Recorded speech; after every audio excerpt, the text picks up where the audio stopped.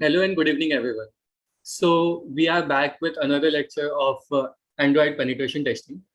As promised in the last week, we will be looking forward for the dynamic penetration testing in Android along with Kiran sir. Kiran sir has already taken two lectures last week, and we are pleased to have him here again back with us. So, talking about Kiran sir, he is experienced as cybersecurity analyst with expertise in multiple domains of cybersecurity, including vulnerability assessment and penetration testing of Android and web applications, also infrastructure penetration testing and blue teaming, and digital forensics investigations. He has been among the top 15 researchers of quarter 14, 2019 of National Critical Infrastructure Protection Center newsletter, January 2022. He has also received a number of Hall of Fame and appreciation from various organizations like Paytm, Hotstar, OnePlus, Hackersera, Mastercard, ISC Square, and a lot more. He has also recently represented Cybersecured India at NAS Summit in Dubai. We are pleased to have you here, sir. Thanks, Faizan, for a brief introduction.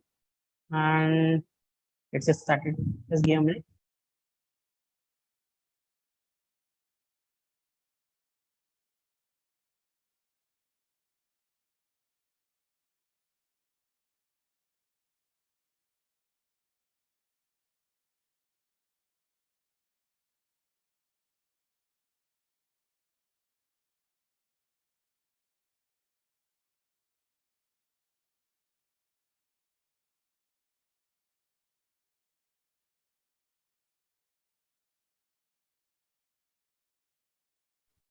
Hello, everyone.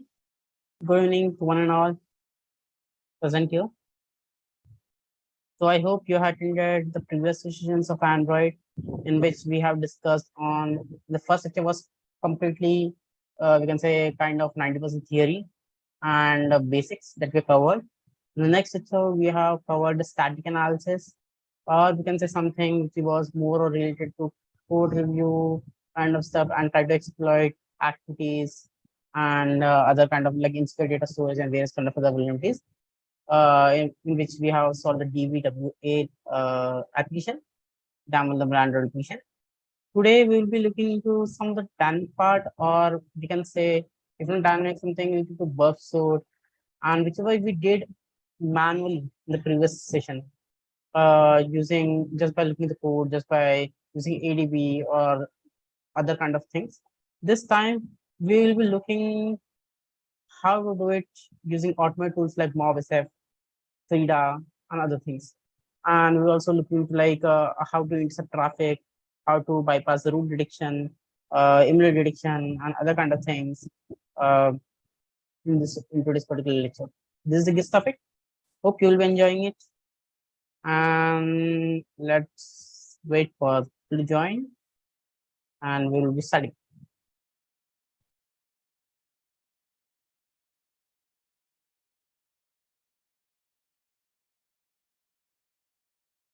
Okay. Let me just share my screen.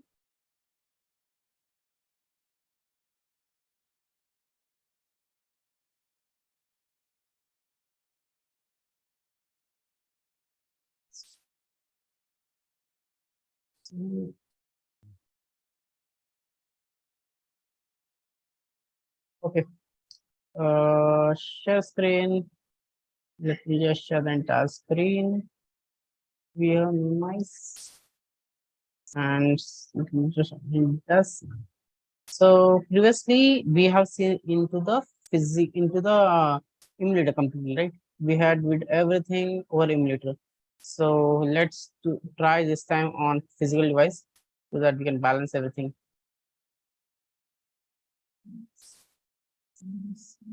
I think I deleted it. Let me just check. If I deleted it, then I'll just see things seems to be done.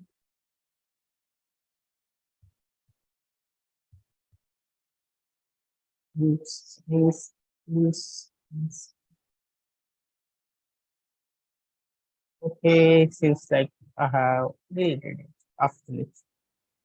Let me just re-download it. And then just see.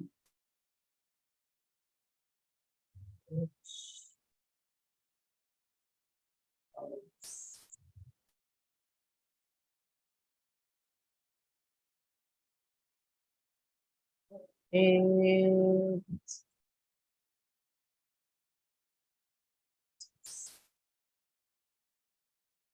then I download an address so that I can show the Apple, I will say, or Android phone simultaneously.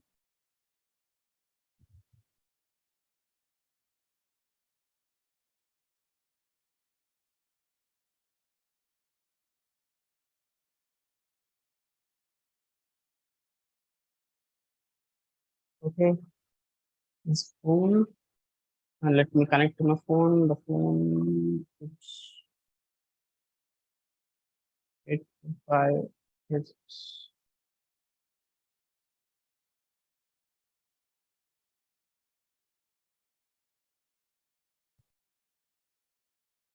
till by the time we are just connecting to any desk, you guys can suggest which applications should I choose today for testing purpose, like for at least for SL pinning bypass and other different things. So till that time, you can start and suggest some applications that can test today. Okay. So the phone is ready.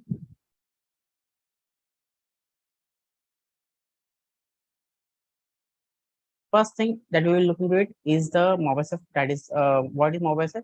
MobSF is nothing but a which are things that we get static, the static analysis we get can be done or in an automated manner using this particular tool, this mobile security framework. You can just Google this mobsf.gitbook.io and this just mobsf. So here is it. Mobsf GitHub. You will get this particular repository where you will get all this kind of thing. And here you will be able to see there should be something called as documentation, read documentation. Once you open new tab, you will be able to see the documentation of it, how to install anything. I have already done it, but just for the reference purpose, you can do it in Windows as well Linux. I have configured in both the systems, but the recommended is in Windows. That's the reason behind it. The reason for Windows is like for dynamic analysis, there are some kind of prerequisites. Let me show you why I'm saying Windows. Dynamic analysis will not work if you are using a Mobile Docker or set up inside a virtual machine. So 90% people ideally don't install or use Linux as a base system. So they use Windows as a base system and virtual in the virtual machine or VMware or whatever might the tools you can say or the software. In that particular scenario, in the particular virtual machine, they install this particular Kali, Parrot, or whatever the Linux-based operating system is. So for that scenario, this MobSF won't be working if you are running or deploying this into a virtual machine.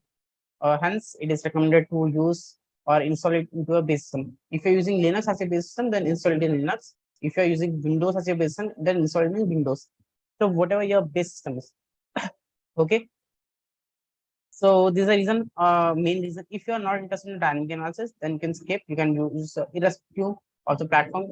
You can also install it in virtual machine as well as the base system. It doesn't matter much. So irrespective of the platform, the previous already given this documentation how to install, what to do, and what not to do. So that's it. So all these things has been already done by me to save time. Okay, just for basic part. Then once we do, we just need to run this particular command, or we can just run.bat. So what is the difference between this? If you do run.bat, so it will be listening on all ports, like all interfaces. that is 0.0.0.0 address. Whereas if you specify the loopback address, it will be only accessible the loopback address. You will say what is the difference between it. For example, if I run this particular command, so I won't be able to access it via my virtual machine or the different instance into my system. On the other hand, if I use this particular just run by and starting in 0.0.0.0, so you can access it in your system as well as other systems into your network. For example, you're connected to a particular Wi-Fi network, and there are a couple of your friends also, colleagues who are or your employees who are connected to the same network. So what you can do, you can share your IP address and the port number on which you started the instance, and they will be able to access this particular machine. Okay, so let's try to do it practically to have a better understanding. Okay. Mm. So I have already downloaded it and it deployed. So this is Windows, this what's Windows USDIR, and there's something called as rendered batch. You can see over here, rendered batch.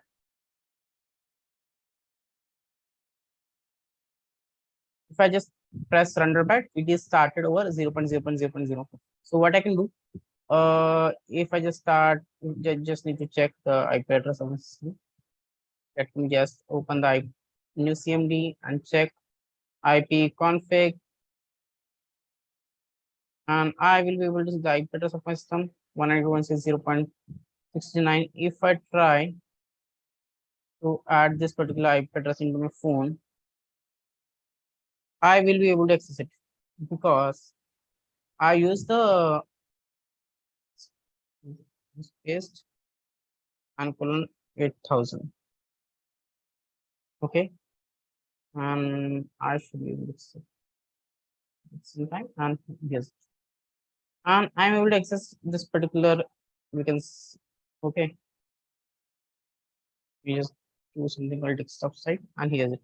You're able to see upload analyzer, and you are able to I'm able to access it.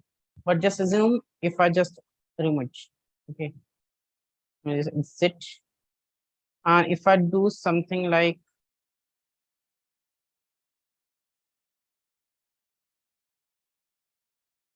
a run batch,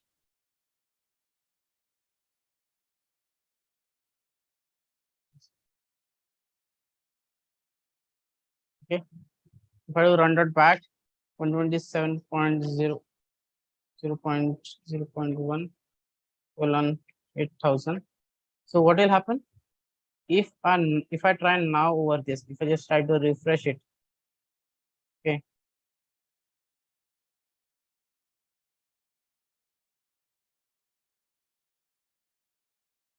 so it won't be accessible. You can see it got blocked. The existing page is only accessible because I have that is the cached one. If I try to paste it over here, submit, so it won't work. And some people might think, what if I do 127.0.0.1? Ideally, it won't work. Most of people might be knowing the reason behind it. 1.0.0.1 is the loopback address, but still, so it is not working. And even the previous one is working. So there's a difference between using this particular. This is a secure one, but if you want to share it with your friends or use it into like multiple devices, then you can use the run back. Okay, let's try to see what can it do. Okay, let's try to upload. Let me check if the APK is available or not. I might have kept or might have deleted. Okay, we have the DWW application. Set upload it and downloads, and here is our application. Let's set open.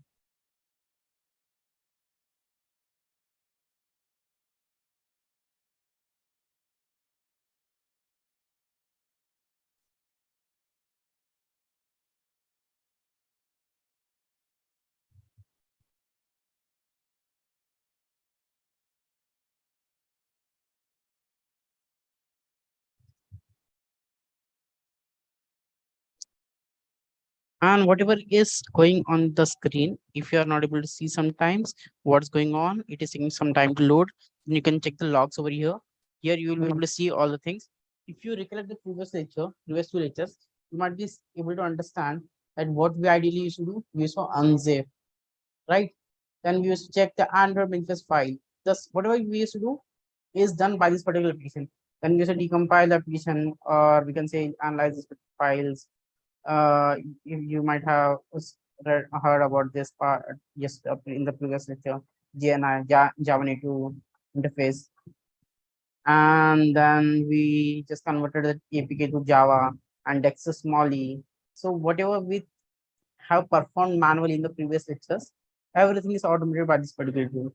So you try to unzip the file, you try to analyze the file, you try to like decompile the file, you try to convert from Java to Dex and Smalley, and all the things is taken care of by this particular application, and it provides a beautiful report. Now coming to the first part, that is this basic information which is provided by the application. This is a package name that we used to see in the manifest file. It is by default fetched over here. We had something called as main activity or launcher activity. That particular activity is already displayed here. Then we had something called as minimum SDK and maximum SDK.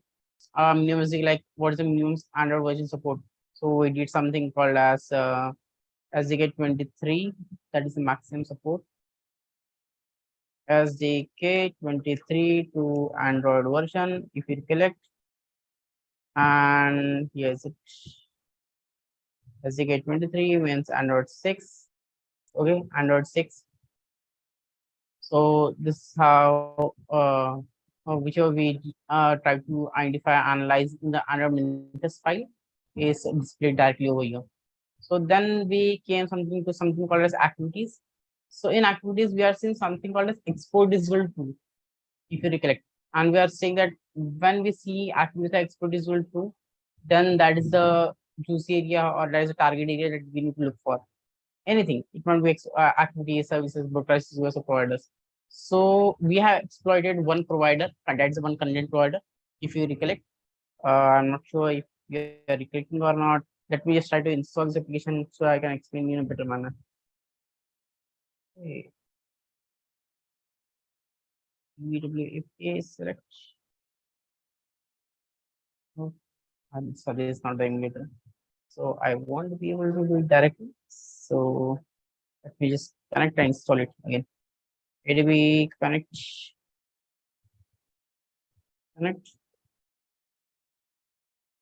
What's the IP address of the system? Group manage. Support. Okay. And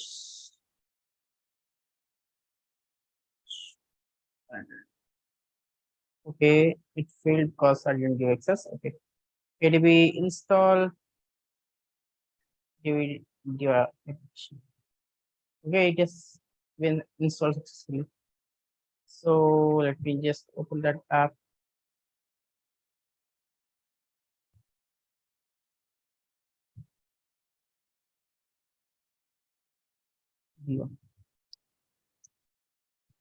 Here's the application, and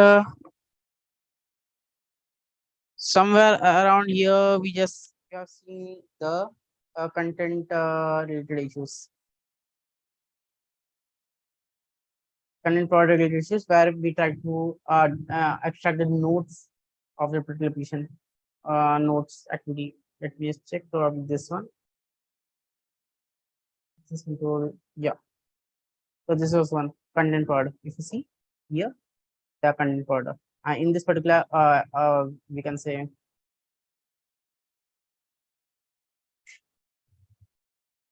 so here we are able to see such kind of activities and content providers, and we have exploited it manually using ADB, and the same things which we had to analyze and see in the code wise, and this all these things have been easily again provided in this particular mob set. Okay, and here signature details that we see, and this is a debug application, so it is showing that this is a debug application which is a high security finding. And this is Janus vulnerability. Again, you can exploit this particular vulnerability. This vulnerability is nothing but just is based on signatures. If it has V1 signature, so V1 signature is ideally not recommended. We use V2 and V3. V3 is the best. But if application signed with V1 signature, then it is vulnerable to Janus. Okay. And we get also permissions listed over here. In the manifest file, we are seeing different kind of permissions. So just don't go with this particular status because every application have different use cases. So don't go with this particular status. Just ignore the status. Here you can focus on this permission without actually decompiling the app or reading the application or the manifest file. You get all the permissions listed over here. So if there are any kind of browsable activities, APIs, or intent filter something, that everything will be listed over here.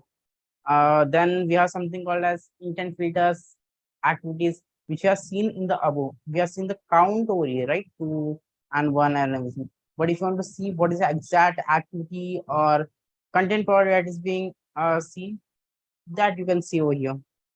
So if you recollect, we have exploited API threads where we directly call this particular activity. And we're able to get that particular access the keys without actually opening the application. So instead of just roaming or finding into the entire application, you get it very handy over here, and we're able to do it. So once you know the manual analysis or manual pen testing or using a manual approach, you can use this tool to enhance your capabilities, or you can say save lots of time. But it's better to know manual as well as the automated one, because sometimes it gives false positive. For example, if you see this one, you are not able to exploit it directly. So once if you recollect it, we need to pass a boolean value, and once we pass a boolean value, we were able to exploit it. So this is how it works. Same for this nodes product. Here it is showing warning, and somewhere it is showing high or whatever severity is. Just ignore this particular severity, because whatever data is being stored, you have to exploit it manually like we did in the previous lecture. Once we do it practically, once you see that is exploitable, then you can go ahead and report it. Just use this mob report as a reference, and don't report this as it is for any pen testing or bug bounty programs. Okay. Okay, and whoever have not attended the previous lecture might not be able to relate in today's lecture, because whichever we did practically, previous lecture was 100% practical. Whichever we did practically is something I'm just explaining today in an automated report, because there's no point in doing this same practicals again.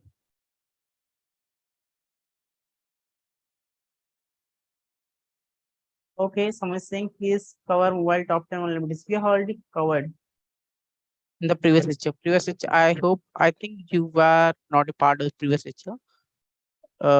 Someone with the name the hacker. Okay. Now coming to the next part. So these are the libraries which we have seen, GNI libraries, and don't have much things over here on this particular application. So if there are any kind of malicious APKs, or if there are domains for different kind of geographic locations, so this will get highlighted from which locations the domains are present and everything. So if there are malicious domain or something, that will be presented over here. There's a Firebase URL or something, so it will be showing the Firebase URL as well as status, like if it is just talking to us, it is assigned view access, or if it is exploitable, then it will be in red. If it is not exploitable, it will be info. So everything is taken care of by here. If there are emails that are getting leaked, that emails will be listed over here. If there are any kind of secrets or API keys or something, strings, if you recollect, we did strings to get the password of the last challenge, last or second last challenge. So for getting the password, we actually did strings. That strings part is already done by this particular tool. Apart from this, there are something called as hardcode secrets. If there are any hardcode secrets like NodeSpin or something, so they have provided here over here. So in this, so this tool is nothing but this tool is very handy and used by most of pen testers to save time. So that's it. So I'm not going much on this particular tool because we have already covered all of them in the manual part. So this tool is just for reference purpose to ease your task or automate your task. Okay. A one step automation for and apart from this, if you want alternative for this tool, then there is something called APK Hunt, which is CLI based tool. It doesn't give a GUI interface, but it's a good. It is also a good one, which gives similar kind of output. You can say. So there's the one. Then let's move to the next one, that is Pida. Installation we have already discussed. Let's do Pida.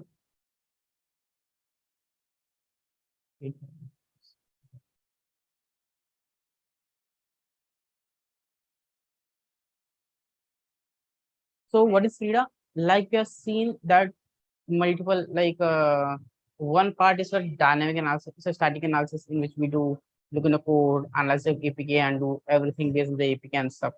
Then we have something called as dynamic analysis in which we do something with the burp suite, configure everything, intercept traffic and do other kind of stuff. Then we have something called a runtime analysis, or which is also part of dynamic analysis only, but in which the code is being executed, or we do manipulation using JavaScript, or we can be specific, we can say Fida scripts, and in the runtime, while the application is running, we do it in runtime. So for runtime analysis, we use Fida. So before going to Fida, let me just explain you how to configure burp suite with this particular application and start the testing. So for that, I'll be using an application called HP Android. Let me just install it. Let me check if it's already installed. It is already installed. This application. So this is a CTF based platform provided by HP Android, and it is one of the best platform to learn Android application pen testing, I can say. HP Android CTF. So here is it.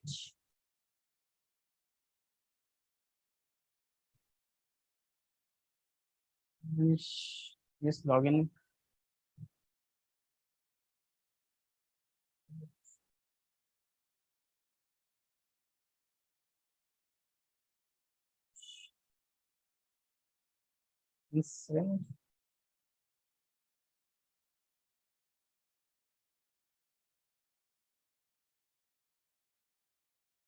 Okay. Okay. So here are the challenges that we get, something like this, which are related to email detection, this, and then we have device ID, insecure data storage, in which we have something unencrypted data storage, shared preferences, internal storage, external storage, whatever we see, like clipboard, key store. Then we have miscellaneous backdoor, like backdoor is something with the hardcode secrets. Then we have binary protection, the native call function, content forwarders if we've seen, anti-debugging, encryption, root detection bypass, authentication, response function, web application based attacks, and WebSocket hashing. There are lots of things into this particular challenge, which you can solve. And you have scoreboard over here. And we will try to see some of them today. And you can practice when you want. You can, I'm just posting this particular URL in the YouTube chat. If someone is interested, then they can just go over here and have, then they can play with it. Okay. I just posted the link in the chat. So I'm using this particular application and basic things out of it. So please share the link in the meeting chat. Actually, we'll have to share it with the another profile. Yeah, sure. I just shared in the meeting chat also. So this is one of the best platform to get started. Okay.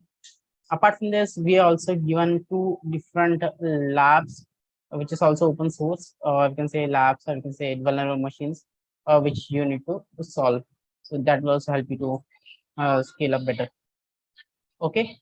Now let me just install this application into my phone. And this already installed. What I will do? Let's try to see the HTTP traffic. Okay.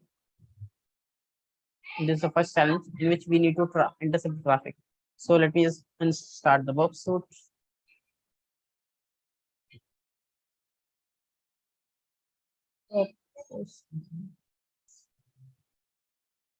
Up.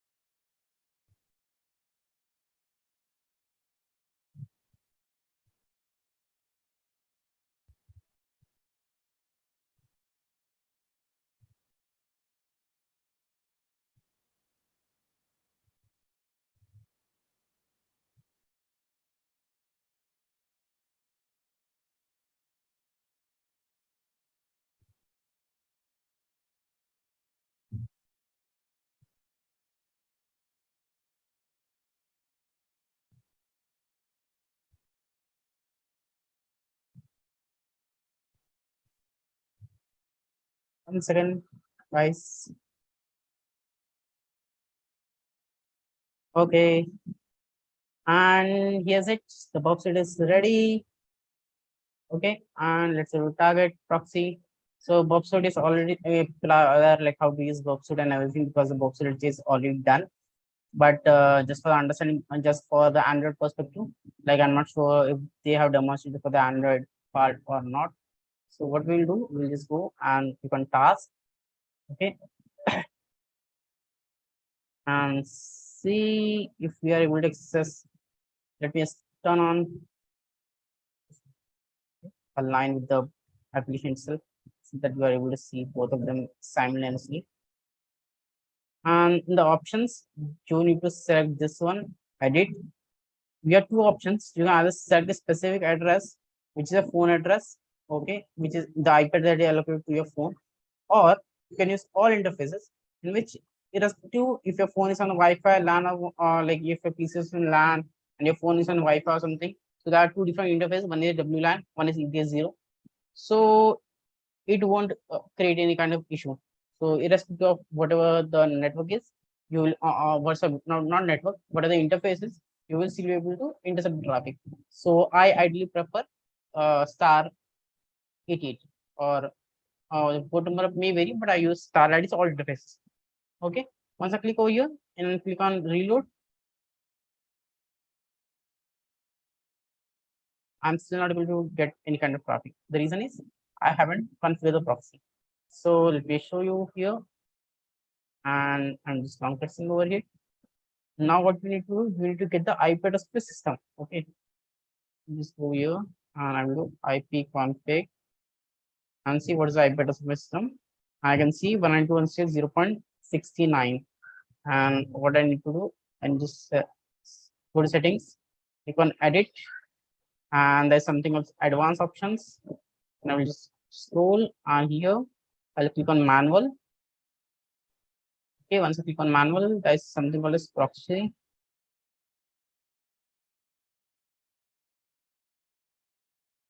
Okay, and I'll just paste.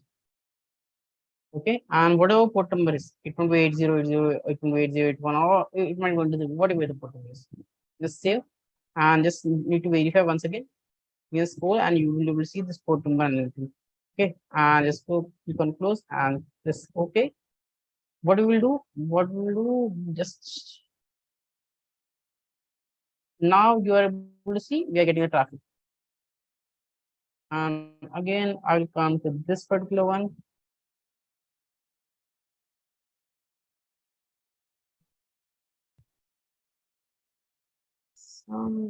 So there's some delay. Okay, here. And let me try to intercept on and reload.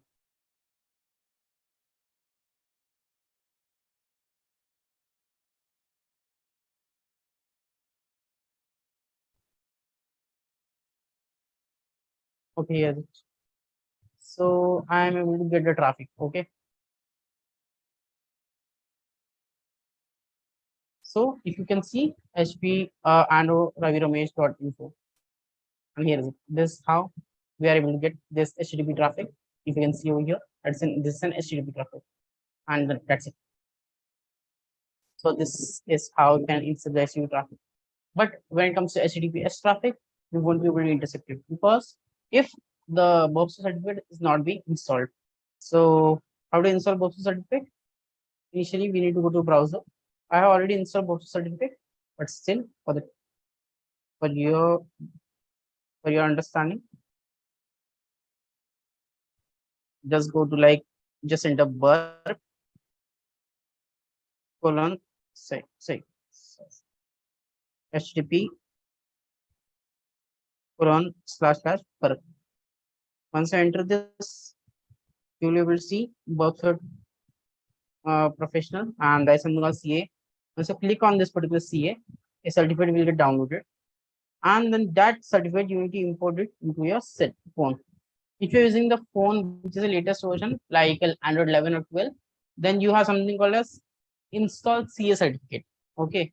And but if you have something phone like the older phone, like Android 10 or lower, then you have options such as normal certificate installation. So here you can go to security, and there's something called as credentials, and then install from SD card, and here from here you can select the certificate which are present. In the download folder already installed the certificate. The certificate is already installed. Let me show you where the certificate is being installed. You can not come here. User certificates, and here's it. So I installed two. So whenever you click on certificate, there is an option called VPN or apps. Okay, you can just select VPN, and one is for Wi-Fi. Okay, so in this scenario, you can install two certificates. The same certificate can be installed twice, one for VPN applications and second for Wi-Fi. And the certificate installation is done. You just need to select and everything. Sometimes there's people face challenges that they are not able to, that certificate which you create is not, you're not able to select it. In that scenario, you can just change the extension. For example, let me show you. You can see there's something called DR. Okay, so what you can do, instead of, if DR is not getting is not supported by system, what you can just change the extension to CER. Instead of DR, you can just change it to CER, and it will be done. Okay, this is how it works. Let's try to intercept the HTTPS traffic. HTTPS traffic, HTTP Andro. This one, this HTTP traffic is done. Let me just go to HTTPS traffic, and here's it. And I will click on task. Let's reload and reload. So let me check what is wrong. You can see there is an issue. It is saying Patel, there is an issue with the TLS negotiation. So there's a problem. So there are two main reasons. One, the certificate might have expired because I ideally okay.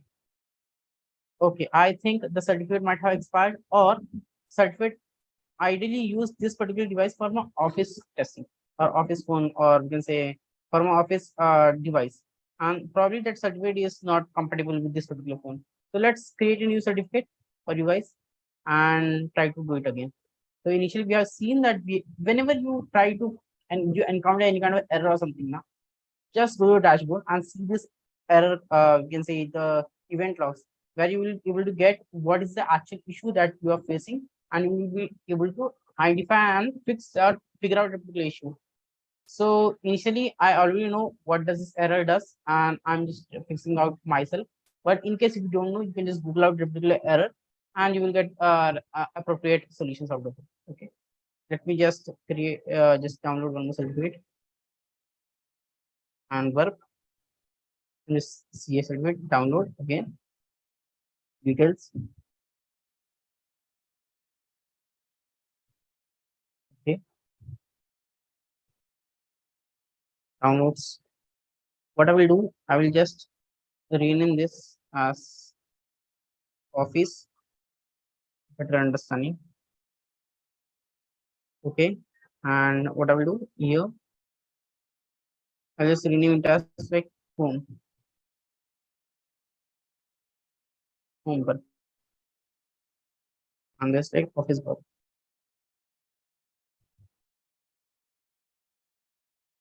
Okay, now once I click over here, there's something called certified installation. This is also a way that you can do easily. And like I mentioned, so let me just do office office work. Okay, and I click on install and click on again. And like I mentioned previously, we need to do it twice. One is for apps and one is for Wi-Fi. It's like office. No, it's office.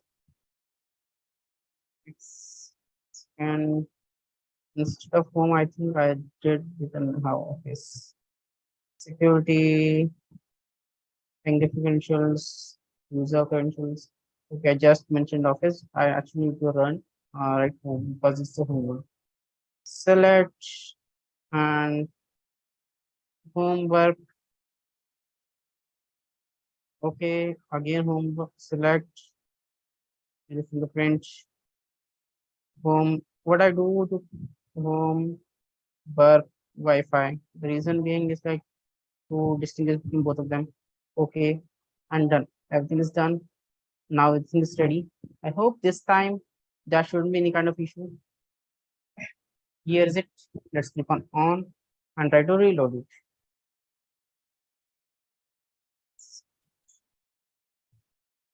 And we are able to see the HTTPS traffic. Yes, we are able to see HTTPS.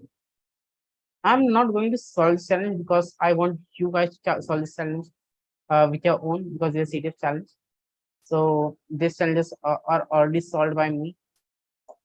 Like I just logged into my dashboard and it's a very easy to understand. It's not much difficult. So just showing you how we can intercept the traffic using this server, Mozilla server. It's no longer required.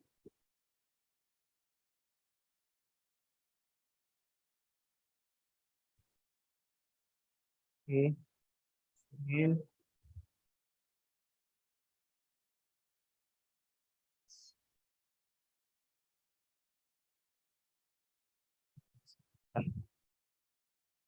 Okay, so this is how you can intercept the HTTPS traffic.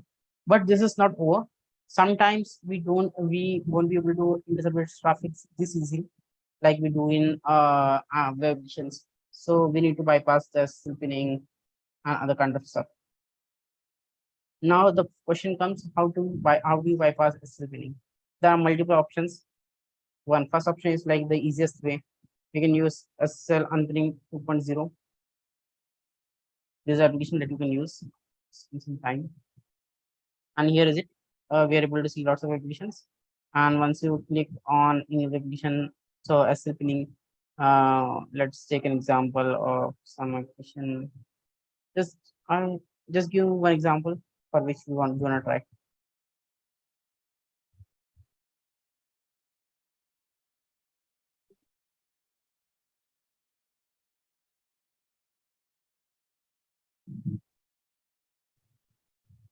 Oh, why do we need two different certificates? We need two different certificates because one is for Wi-Fi and one is for, like I mentioned, apps. For apps, we have different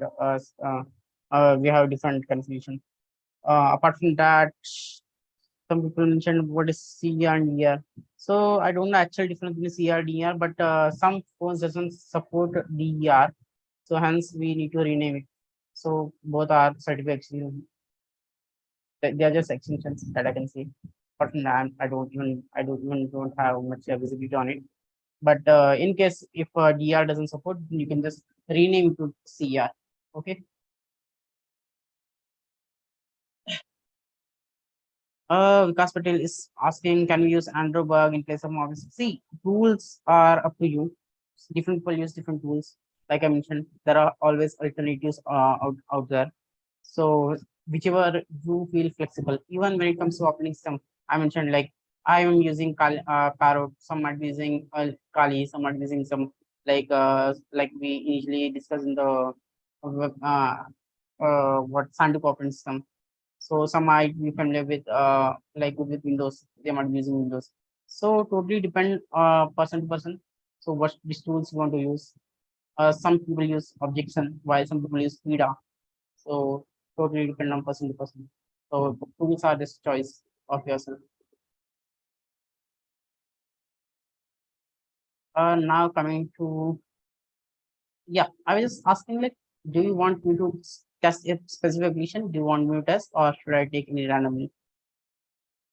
If you give me an option, then I can test it on the application that you want me to test, or anyone from the crowd audience who is looking this live.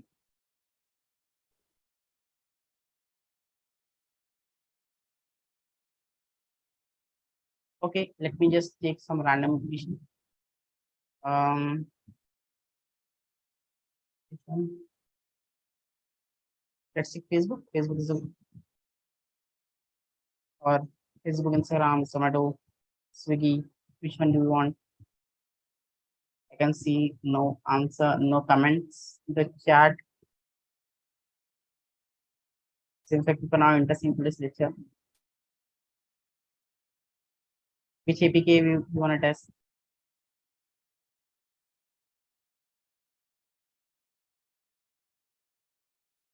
Okay, let me just take some random application. Which one should I take? APKs.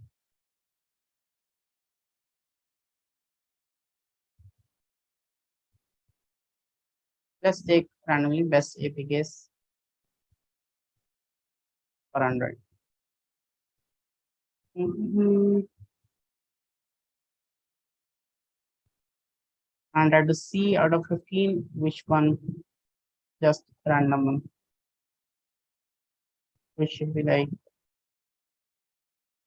but it should be online application so that we can at least have something called as intercept traffic.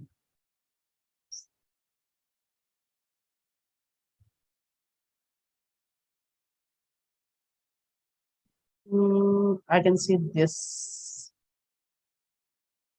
again. Let me just check what are applications that are already available. And we'll go one more.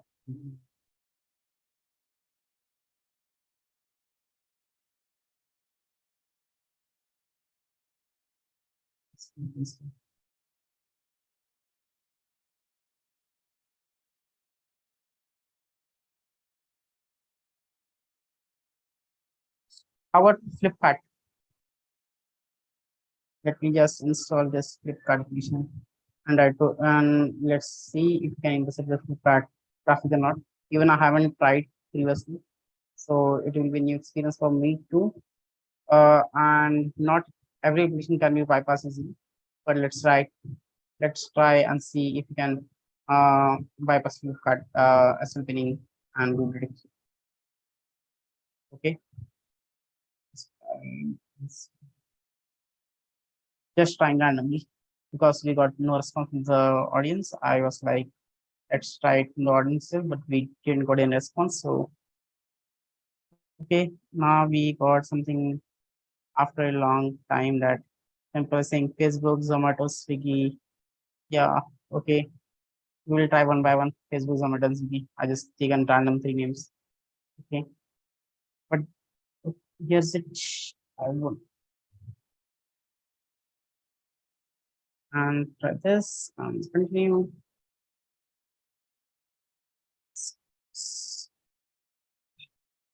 And here we can see this is the application, Flipkart application. We are chosen randomly.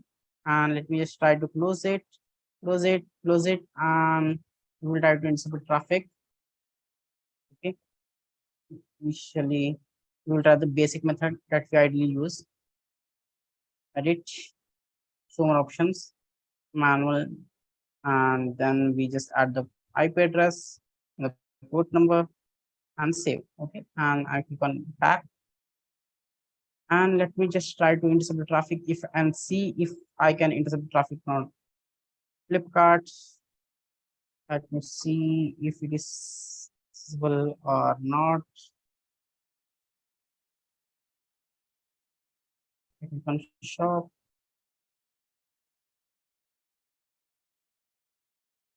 No, I'm not able to access it. You are able to see. So we are not able to access it. We are getting some kind of error. So let's try to bypass it. How can we bypass it? Let's use a basic method that we use. Let's go over here into this particular application and see if we can locate Flipkart or not. So again, because the application list won't get refreshed if we don't relaunch it again. Is that not older application? So here's it. I just click on Flipkart and you will be able to see some kind of like something called as unpinned. This means this Flipkart is unpinned. Let's try to check if this is working or not. Hope for the best.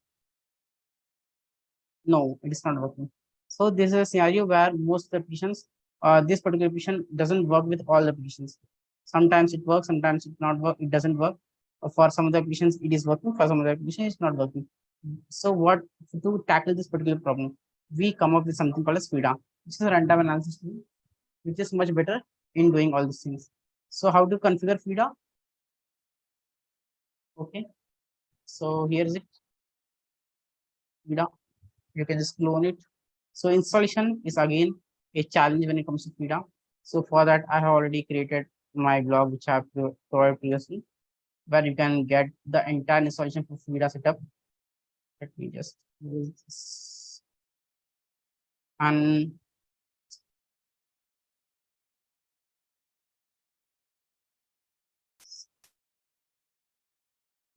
process. Okay. In MAPT, you will get this FIDA setup where you will be able to understand how to set up FIDA. You have to install pip, install this particular. So this particular block will be only working on this particular version of FIDA. If you change the version of FIDA, then you need to change the respective versions and respective details everywhere. So this particular block when you are following, then you need to make sure that you're installing this specific version are not the latest version. If you are using latest version, then you need to do the changes accordingly. Okay. You can just refer this particular blog to understand how to install FIDA and how to configure FIDA. Okay. So I have already installed and configured. If you have any challenges, then you can definitely reach out. You can just Google out. There are lots of solutions out there. But 99% chances that if you follow this, you won't be facing any kind of problems. Okay. So initially you need to run these two commands into a Windows or Linux system. And if it is a Windows system, then you need to add this as a variable path into system variables. Let me show you how exactly it is. Just env, okay, and you will get this. Go to environment variables, and there is something called path. In path, you need to just add. For example, here is it. If you can see scripts or tools, FIDA tools and FIDA, so you can just add such kind of path so that it will be accessible globally. Once it is done, for Android, you need to download it. Okay, so you need to go over here, FIDA releases, and once you go to this particular link, which is there, you will get the version. Like I mentioned, this particular thing works on a specific version. So 15.1.27. So you just need to migrate. So mostly this is third page. So 15 point, what was that? 15.1.27, 15.1.27. Definitely you can choose a different version, but I have configured this particular version. So I'm just I made a blog out of it. And here, based on your Android, what kind of Android architecture you're using. So based on that, you can choose the specific one. There are lots of different files over here. People might get confused. So what you can do, you can just set this particular part and search for it.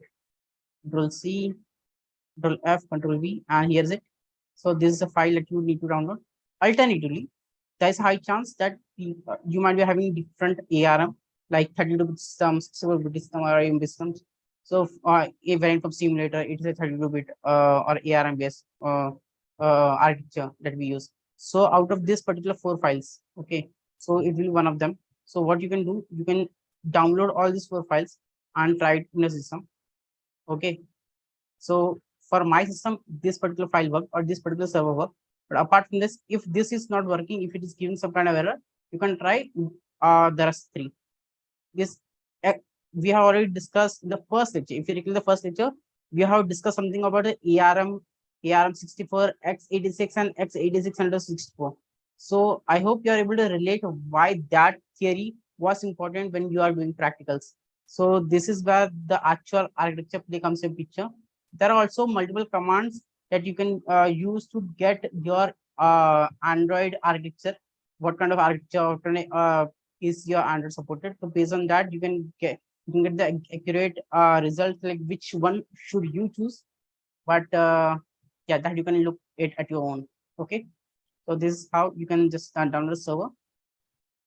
Alternative. So suppose if you are having a rooted phone and you don't and you have something called as Magics, which say like there are multiple ways to root your phone, but nowadays most of people use Magics, and if you're using Magics, then you say then it becomes very easier to install FIDA using Magic's module. Okay, so this method is the manual method that I written, but there's an option called as or you can just install this particular module into Magix and everything will be done. Okay, so let's try to understand the manual method. So once you download this particular file, you have to unzip this file and cd into a directory, for example. And how do you do it? Once you just unzip it, you just need to push this particular folder to something called as temp folder. You might be familiar that temp folder is a folder where you can actually execute any kind of files, or you get all the privileges to read and execute. So here you can add your server, which is called FIDA server. Then you can go to ADB shell and go to a particular directory and queue appropriate privileges. Like I have given all the privileges for the root, and for other and normally use a group, we have given no privileges for this particular FIDA server. And once we start this FIDA server, you will be able to communicate with this particular FIDA server. But you can just eliminate the entire process, literally the entire process of doing all these things if you have Magix. So Magix is a very good tool and a handy tool. If you have it, you are like it's well and good. Even when I say like when it comes to Genymotion and other kind of emitters, you don't have Magic support as far as my knowledge. But when you use this AVD, like in the previous which I shown AVD under virtual device, where you get the option to root using Magix. So that's a plus point where most of the things gets easy. So you just need to install a module into Magix and everything is done. Let me show you how can you install module in Magix. So here is my Magix manager, and you can download the Magix module over using this particular link. Okay, I have just provided a link in this particular we can say blog itself. And once you go over here, you can just select the appropriate one. Like I mentioned over here, you need to select 15.1.27-1. So you just need to migrate over here and check where is 15 point, mostly second or third page. You should be able to get it. Okay, 17.1, this one. And you can select this particular zip. And once you download zip, you just need to install it over here. Go to modules and install from storage, and you can just select it. Once you select it, you will be able to see something called as Magic FIDA, and you are able to see 15.1.27-1. So this using this, you don't need to do any kind of setup, and everything runs flawlessly. And when it comes to the manual method that we ideally do using this one. Every time you want to start your Magic server, just we can speed up. You have to go, you have to take the shell, go into this folder, and start the server. Then you will be able to use FIDA. On the other hand, whenever you do with Magix, you don't have to do anything. Whenever you reboot your phone, you start, you stop, do anything on reboot. Every time Magix will be running in the background. So that is something I like the most. So we the lots of process get skipped, and lots of time is being saved. And even you can stop it if you want manually by just going to a particular folder. You can just stop this particular process in case if you feel like I don't want this magic server to be running, so FIDA server to be running 24/7 round the clock. Okay, so this is how you can do.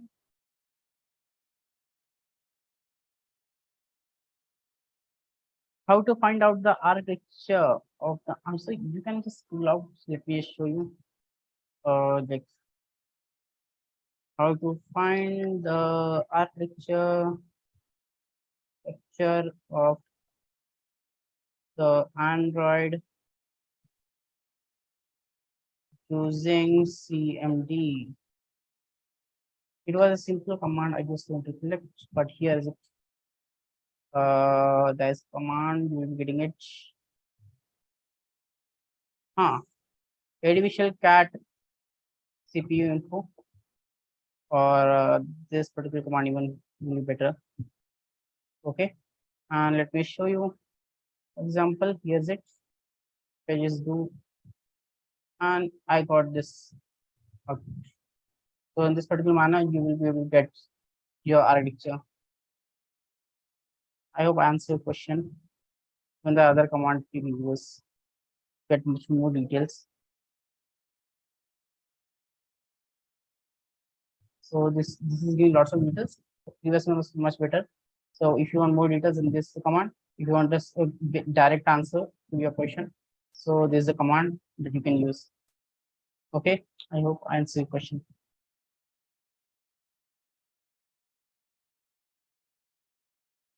So yeah, we can also find it using the developer settings, but sometimes for AMD, if it is AMD x86 or 64 or other kind of details, we don't get that precise details into developer settings. So when people refer ADB shell, using ADB shell, it's a better approach to get the answers of them. So I hope you are familiar with the FIDA process. I think some people might be facing some problems, but once you refer this blog and try to do it yourself, you will be able to understand better. And let's try to understand FIDA now. Let's start with this. Okay. Now FIDA -ps. So basic commands. Let me show you what is FIDA -ps. FIDA -ps is showing you the list of processes that are present into a phone. Okay, so 1 second. So currently this FIDA-ps was running, has been run for my system because I haven't defined anything. Okay, so I got something called as a Chrome.exe and other things. So what you need to do, FIDA-ps -u means the USB that I connected to, or basically we can say the ADB shell that I connected to. Okay, AI indicates processes like the package, the information, the package name, and the labels with the name of the packet. So here we will be able to see all the applications name that are actually this application name and the package name that I installed into my application, into my phone. So, but now we are interested in something called as Flipkart, right? So what it will do? Find sir. In Linux we use grep, in Windows we use find sir, and -I, and we use Flipkart.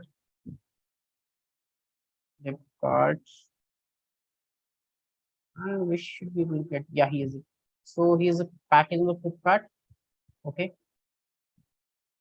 Now we use Frida. Okay, Frida -u -f. But before F we, yeah, -f packaging. Okay. So this is nothing but -f is a flag for passing the packaging. -u is for, like I already mentioned, for the ADB shell or USB that we are connected to. And here we will use -l. -l is for load script. But if you want to create a file, now we will say how can I bypass SSL pinning using FIDA. So there are a lot of scripts already available. You can just go to FIDA code share. You can just Google it out. And here's it. You will get lots of scripts. So let me just browse code, or you can use, let's try to use this one. It's like multiple something. So one option is like you can just copy paste this code into your local directory. Or the second option is like you can use this particular part of this code, -code share, and the file name, or you can say the author name, whatever you can say. And I'm using this part. Okay, and press enter. So what will happen? Let me show you here, and yes, this is the phone.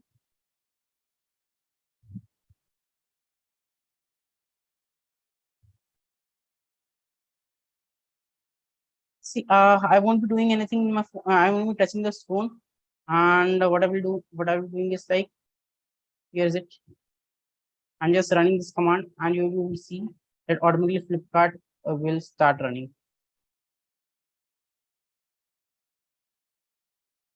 Okay, now it will get paused in after a while. So what you can do, you can use something called as percent resume. So these are all the flags we use. So percent resume use will be automatically doing all this stuff, and it will take some time, and application will get launched.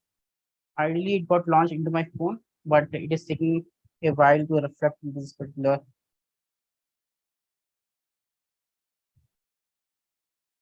device. Not sure why it's taking time. Yes, we are able to see it. And now let's try to analyze over here. So we can see we are able to get all the traffic for flipkart.com.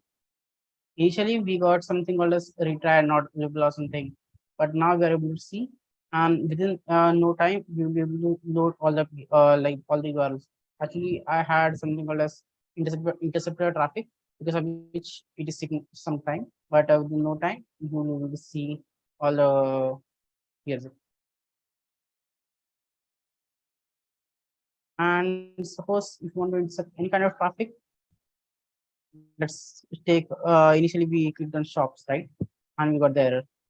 Let's and here you can see flipkart.net. We're able to see the HTTP traffic from Flipkart. And let's say click on shops, forward, forward, forward.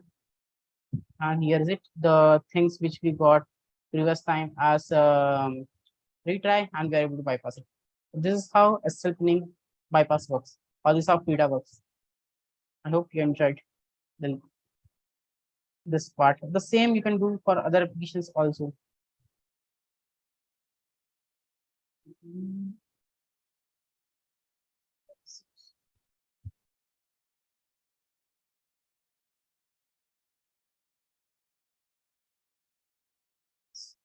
One is this way, like we have done. The other way around is like, suppose you just copy this entire code.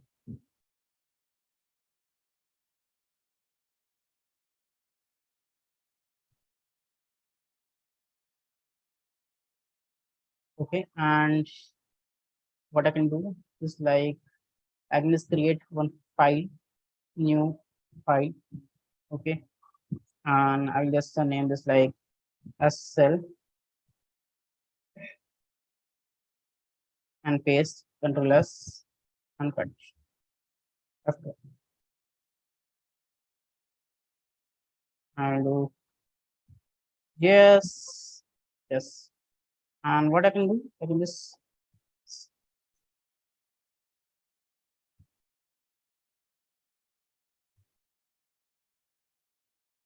copy and pass this in the same command. Let me just modify the command. Yes. Exit, and it is done. Exit.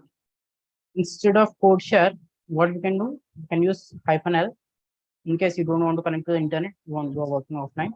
So /sl.js, and I can pass my custom script. It is not necessary that every time you will be fetching the scripts from the internet. Sometimes you might be modifying the script. For example, there are times when I have seen there's a package name when it comes to root detection bypass. So there are a couple of package names. Let me show you. Example. Let's me take some of the root detection. Okay, FIDA enter. Okay. Here you can see there are lots of packages which are present, but if you see the latest ED exposed packaging, that is missing over here. But some developers might have added a particular packaging, or there might be other packaging that are, for example, AnyDesk is not allowed as per the application. There are lots of banking applications in which AnyDesk is not allowed, or some other applications are not allowed, which are a part of, which are not present in this particular we can say scripts. So you cannot directly use this particular script. So what we ideally do, we can just copy the script and try to modify it, and then we can try to use it. Same we can do over here. So for example, let's assume that this script was not working, and we try to modify it, and we're using our own custom script. For that part, we cannot use having code share, because code share will be using directly from internet, and we cannot modify the particular script. So for modifying the script, use -l, that is load script, and the path where the script has been stored. Okay. And press enter. Once you press enter, automatically. And suppose if you don't want to pause it, and you don't want to write this particular resume again and again, so what you can do, you just click on exit, and you can just pass a command like -no -pus. So what will happen? So this time the application won't stop. It will, the script will run automatically. If you use this particular flag, you don't need to -no pause. You don't need to the application won't stop. It will run automatically. This is how, and you will be getting all the things like what things that are getting bypassed and in original. So I hope this how exactly this SL pinning, root detection, and other kind of things takes in the picture, how they are bypassed. So this is how FIDA works. So if you want some alternatives of FIDA, there are alternatives also. So you can check it out, like objection. Many people might be knowing objection. So objection GitHub file. Every time when you enter any tool name, just add GitHub, because you might get rid of some other thing. So this is also a runtime exploration tool. So many people use objection instead of FIDA. Some people use house. House is also one of the tool. House GitHub. Okay. So this is also a runtime, like you see, runtime analysis tool.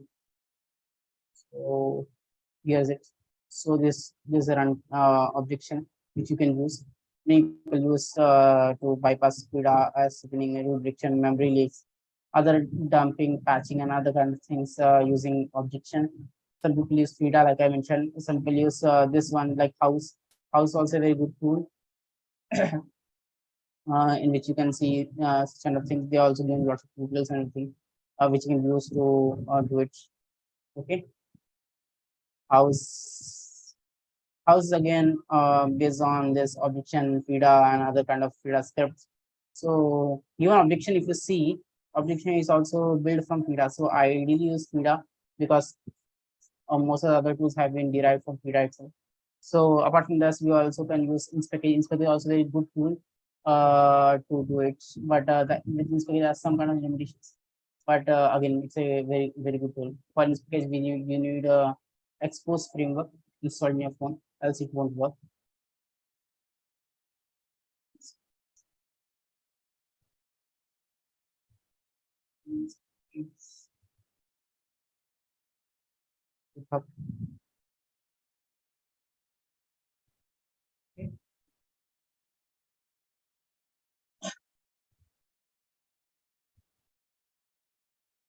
Again, when I say inspect page, again, inspect page is very handy if you have this what you can say, magics.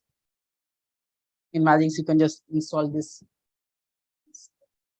So why this phone is taking a little time? Good. Again, disconnect and reconnect so that you will be able to see everything in real time.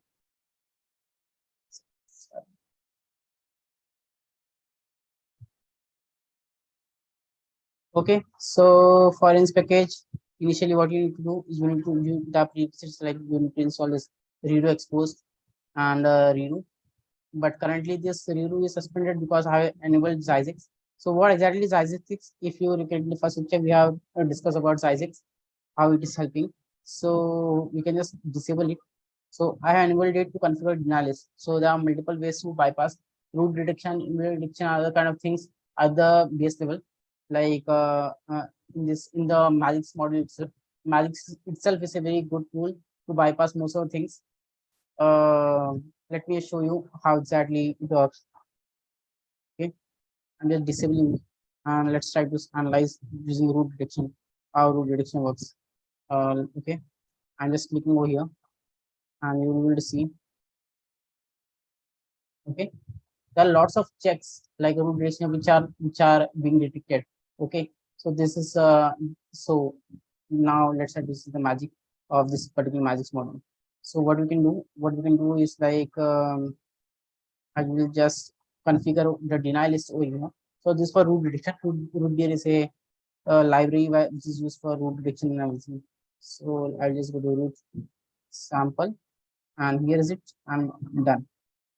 And now again I will try to run the root beer, and you will see I'm able to bypass almost everything, but two checks are being left. So I just need to bypass these two of them. So this is why I love Magix, because Magix has so many internal features that helps to streamline most of the processes very easily. So now you will say like, how do I bypass both of them? So I have challenges bypassing SLNS when I run Frida, but this can also be bypassed. But as of now, I don't have much visibility on this part. But I can help you out with this dangerous props and potentially dangerous apps. For that, you can definitely use lots of scripts that are already available in the market, like free root, anti root, and other kind of things. But what we will be using is like my own like script, which is combination of multiple scripts from the open source internet itself. And I also created one small script to so you don't have to write all this Frida scripts again and again. Okay, just click on exit CLS city.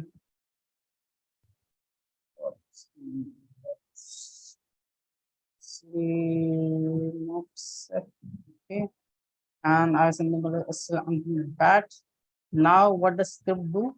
We just need to enter the package name of this particular application, whichever you want to bypass, and this will be doing all the things for you. Let me just do. In case if you don't want to go run Mouse or something and just want to get the packaging instantly, so you can also use this particular tool like MyPK, which gives lots of information.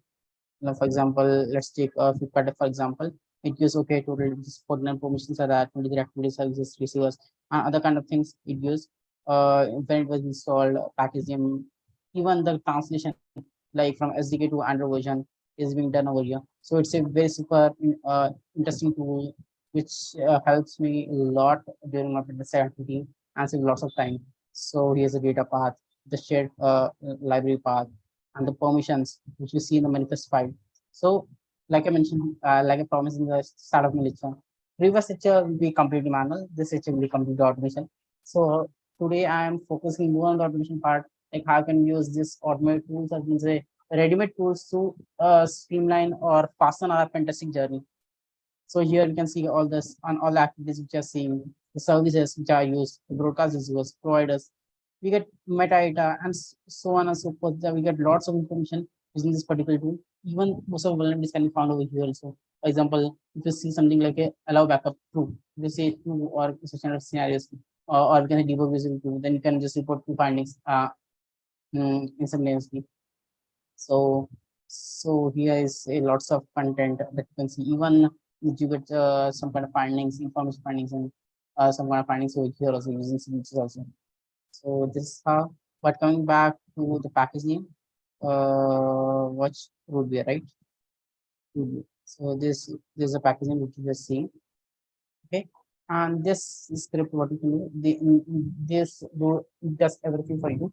You just need to enter the packaging and it will do root detection bypass, SL binning bypass, use during bypass, and emulator and so on and so forth. There are lots of scripts which are combined in this particular one. So we just need to enter the packaging com.sco ttyap dot root here, and working on more operation where we don't even need to enter the packaging, we can just hard code it, and we have something called as options. Select application 1 2 3 4, or just enter the like name or something, and everything will be done. So you can enter the custom path But if you don't enter the custom path, it will take the default one. And here's it. You're able to see, and once I click on it, you will see 90% of the checks will be bypassed, except that Linux. Yeah, it's Linux one. So we are able to bypass all of them using this particular step. So it does all the root prediction bypass checks except this one. And working on this one also, in which we get 100% root prediction bypass capabilities. So 98% apps are able to, so using the script, we are able to bypass 90% of predictions in the world, as well as SLPD. Okay, let's try to do it using SLPing for the predictions which you have mentioned in the chat. I recollect someone said Facebook, right?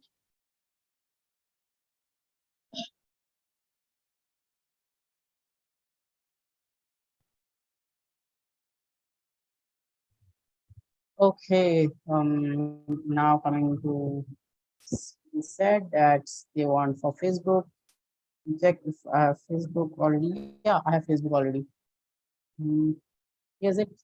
So I don't know. I'll just go here. Just write Facebook.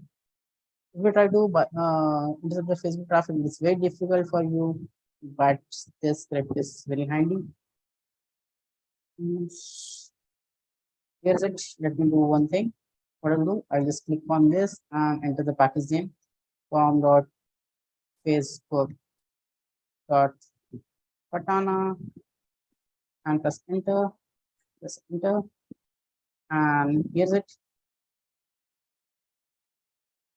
Okay. And let's try to insert the traffic, and you should be able to get the traffic out of it. Okay. And or you can see the traffic over each thing.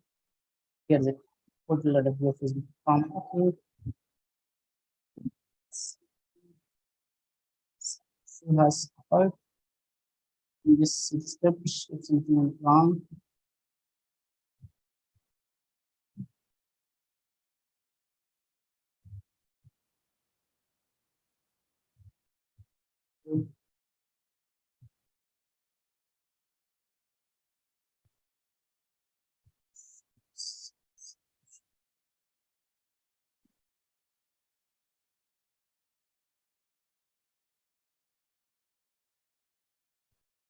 Okay,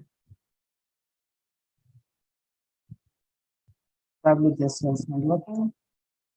Going to check what went wrong. Like I mentioned, not every time we are able to bypass. We were able to bypass previously.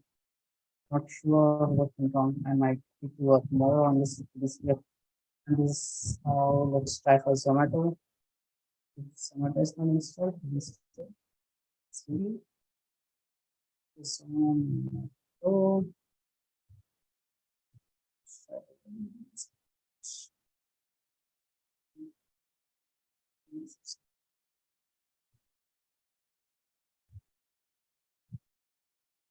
Why not? Instead of going and doing lots of things, let's try to bypass Play Store. Maybe we are able to do it. We can target the Play Store, right? Let's target Play Store. We are not able to access the Play Store right now. And let's try to bypass that. This is the Google. We can exploit it. Play Store. Not sure if we can bypass it using this particular script, but let's try once.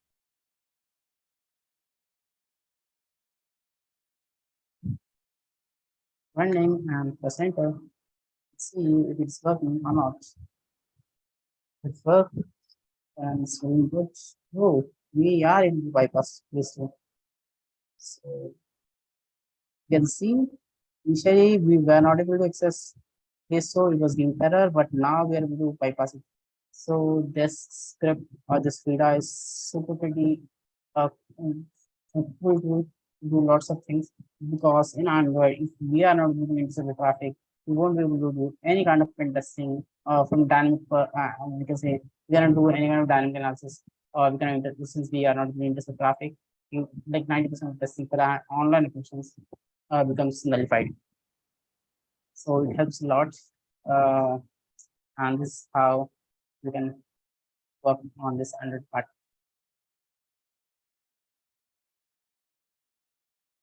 I think that's it for today. This package, if you want to see, let me show you how to this package part. We have already seen how it's said.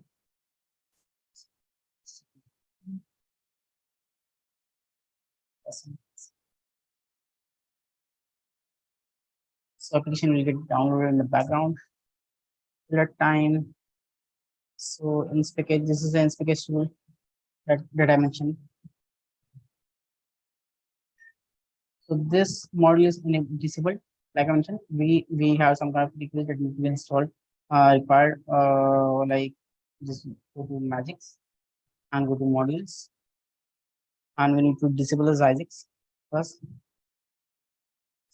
Here's it, settings, and we need to disable it. Once we disable it, and we need a reboot. I'll just reboot this phone that I can just show you how exactly this interface works.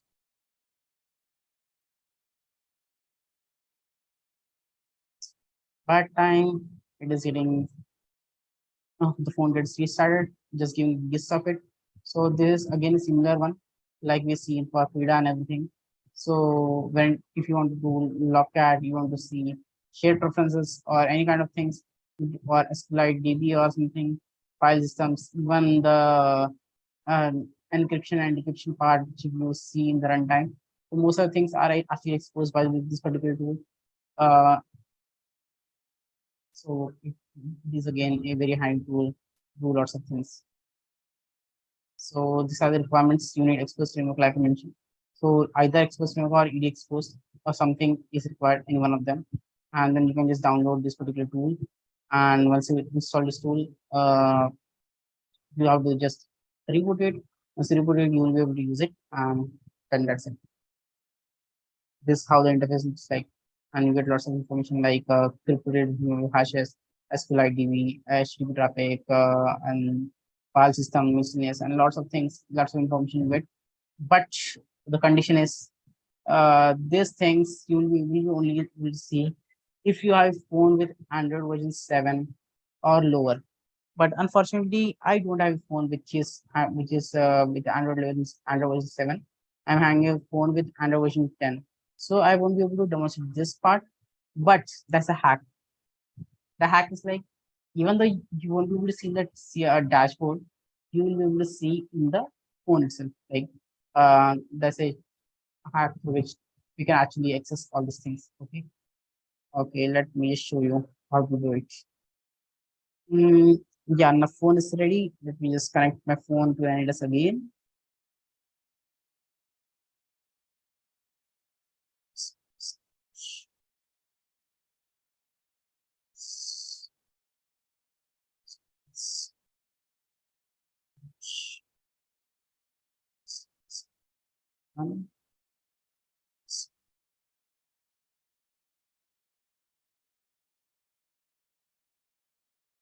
Oh, let me just connect my phone to my Wi-Fi.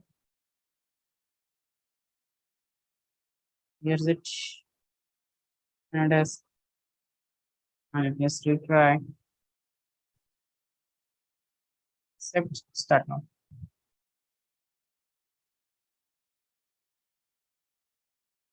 And here is it. This model will get enabled right probably. How is it possible? It's still the same. Let me just check it's the okay modules. Okay, I haven't enabled from here. So in case if disabled even this one, probably at that time this application was not working because it was not enabled from here. So whenever you install or enable from the whenever you install from obviously the redo and expose, you need to enable it from here. Again, you need to reboot. So what is this? This will flag here. So since it came to my screen, I will just explain you.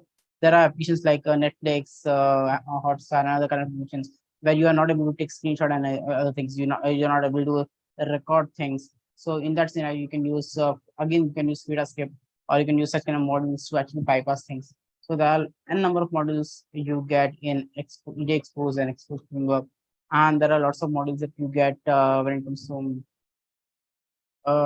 when you get into the speed scripts and everything, and magics model and magics, which you can use to leverage your pentesting things.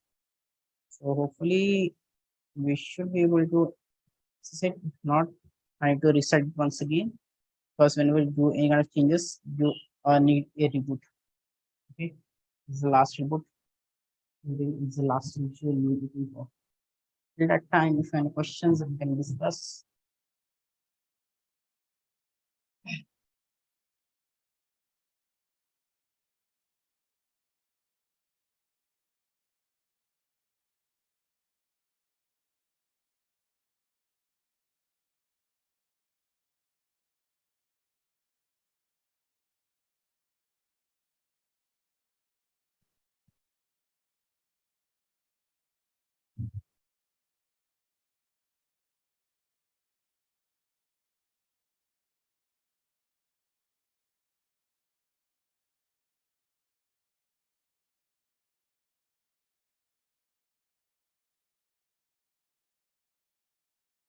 At what time yesterday class was taken? Ideally, the classes are taken from 6 to 9, but today we will trying to close it early, because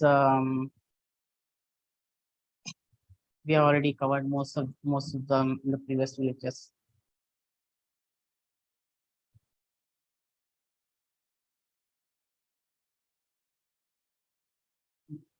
Just taking a bit more time to boot.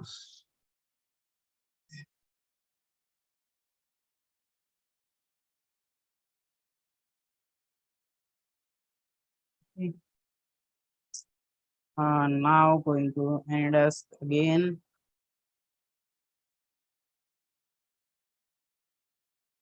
Once we are done with this package, I will just go in through all the resources that you can do to leverage your Pentesting skills for Android.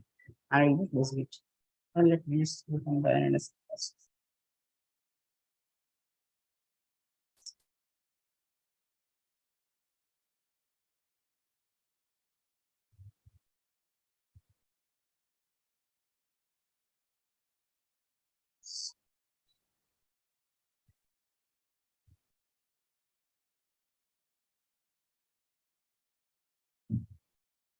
Hmm, yes.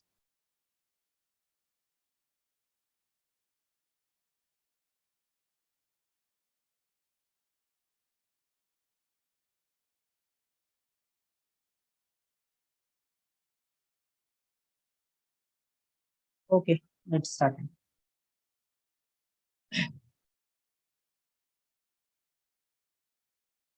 Start now, and here's it.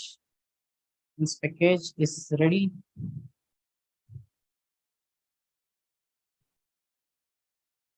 Here's it. If now I can choose which I want. Which one do you want me to choose? Which application? Just take any one of them. Let's take this one. Esperanto. Okay. And what we'll do is like now I need to get the IP address. You can see there's an IP address present over here. That is 192.168. That same IP address I will type in here. http:// 192.168.0.74 colon 8008, and here's it. You should be able to get everything out of it. Now you can just select turn on this. Once you turn on and click on launch app, you should be able to launch that. We should get launched in 2 minutes, and this will come through. And why I'm saying this, which is very handy, because you get such kind of interface. Like if you recollect, we had solved some challenges in which we tried to call some of the activities. Okay, same activities can call over here.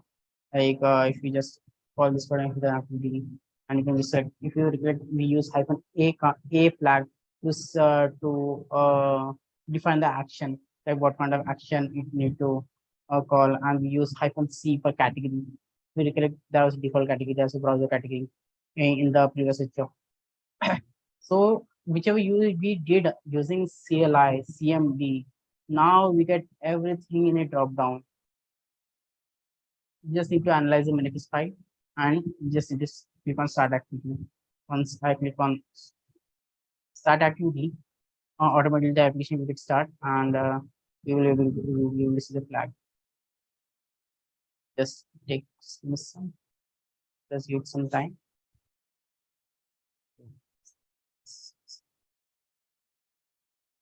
Yes.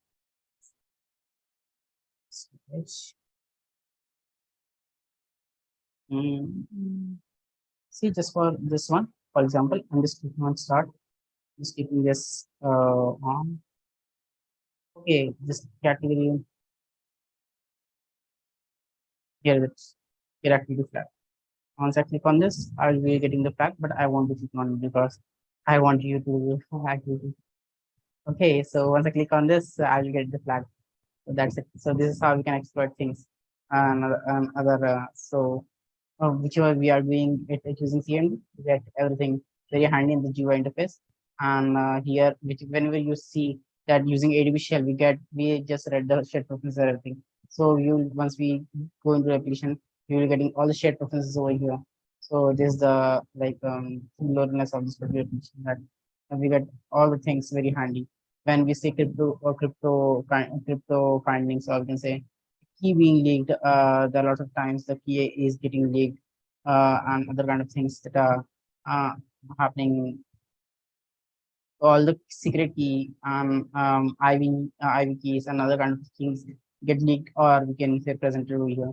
Even the hashes that are used in the application, SQLite DB, we might be, if you recollect, we have seen, we have tried to exploit SQL injection, we have tried to get the content provider nodes and everything, the SQLite database and everything. That all the things which you have seen is once again, please refresh it.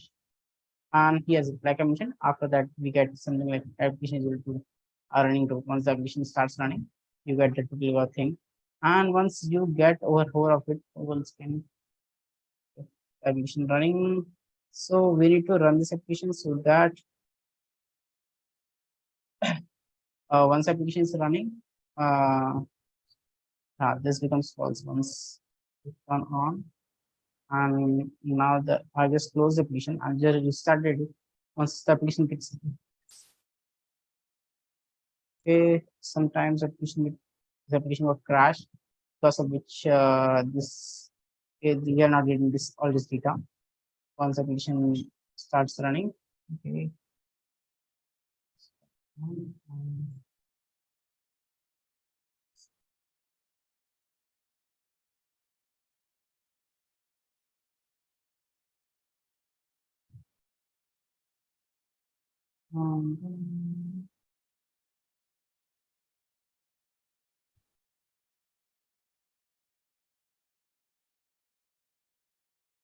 okay, is it here you come to okay. There is some issue with this application. It is not to me. So, anyways, this is not a major issue. We can just skip that part. We have something called logcat. If you recollect that while doing logcat, we were getting lots of we can say garbage values and everything, and we were not able to actually what we can say, we are not able to get the actual results that we are actually looking for. So all that issues will get vanished once using this particular tool. So here you just need to add the IP address of the phone. So 192.168.0.74, and just try to connect and start. And here's it. And once you launch this application, you will get only the logs of the particular application. Even you can define which logs you want. Just want error logs, pattern logs, purpose logs, or whichever you want. Only that will. So it won't be filled with lots of n number of logs. We also have auto skill feature required, and this is how you can get the gist of it, like how clean the interface is. So it becomes very easier for you to once you use this tool. So let's, for example, if I just use some talents over here, probably for logs also. Let me show you. So we're logging logs here. For example, let me just stop it. And I'm just saying, for example, if you, I'm just showing you one of them. You want warning logs, okay? So what I will do, I will just like just enable warning logs and disable all of them, and I will start. Okay, connect. Okay, now connected.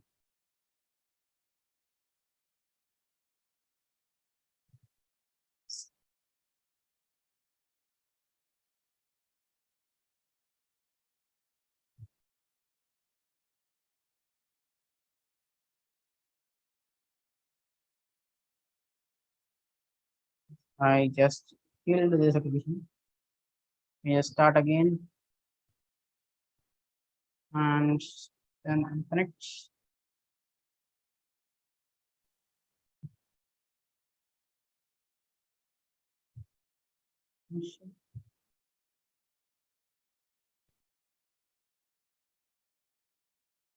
It's getting closed.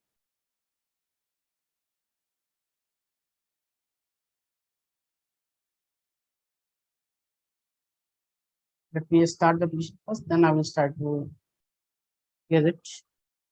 If I say an issue with this application getting crashed again. You can use different application also. But this is one other application, so I'm using this so I can get it idea.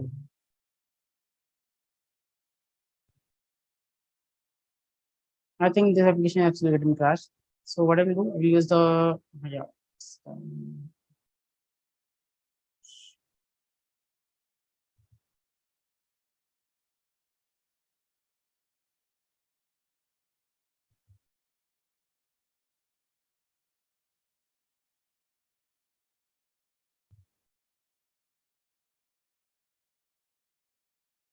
Okay, done.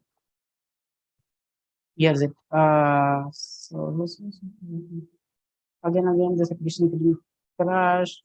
So what I will do, I will do better, select the other application that is GWS. So that is much better one. So let me just stop this. If you recollect, we have something called as credit card one, in which we have seen the logs for the credit card information. Let's try to start this one, connect this, and okay.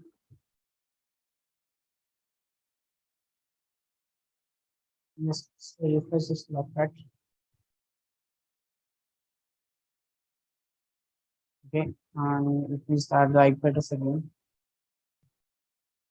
192.168.74, and let me select all of them so that you can get a better understanding.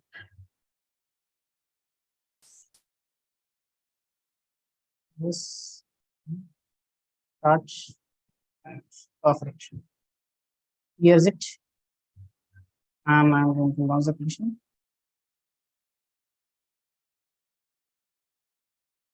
You can see we're getting so many logs, but on the same hand, if you see, if I do ADB log cat without okay,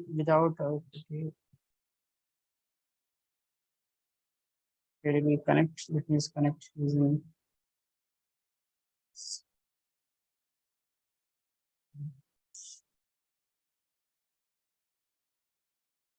on this.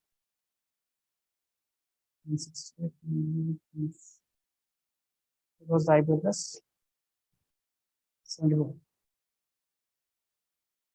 74.555.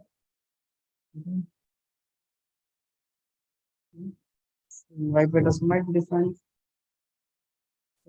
It was same, but okay. ADB log catch.